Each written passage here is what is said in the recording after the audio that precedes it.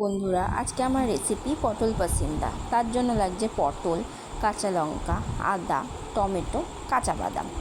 প্রথমে কড়াইতে তেল দিয়ে নুন হলুদ মাখানো পটলগুলোকে ভেজে তুলে নেব।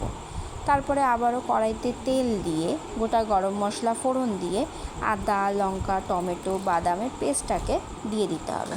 তারপর কষাতে হবে। কষানোর জন্য নুন, হলুদ, জিরা গুঁড়ো, ধনে গুঁড়ো, লঙ্কার গুঁড়ো দিয়ে ভালো করে কষিয়ে নেব। কষানো হয়ে গেলে পটল ভাজাগুলোকে দিয়ে দেবো। পটল ভাজার সঙ্গে মশলাটাকে ভালো করে মেশাতে হবে। মেশানো হয়ে গেলে নারকেলের দুধটাকে দিয়ে দেবো। নারকেলের দুধটা দিয়ে আবারও ভালো করে নাড়াচাড়া করে মেশাতে হবে। মেশানো হয়ে গেলে গরম মশলা গুঁড়োটাকে দিয়ে দেবো। গরম মশলা গুঁড়োটা দিয়ে আবারও ভালো করে নাড়াচাড়া করে ঝোলটা একটু ফুটে এলে একটু মাখো মাখো হয়ে গেলে নামিয়ে নেব। আজকের আমাদের রেসিপি পটল পাসিন্দা রেডি। ভালো লাগলে চ্যানেলটিকে সাবস্ক্রাইব, লাইক করে দেবেন।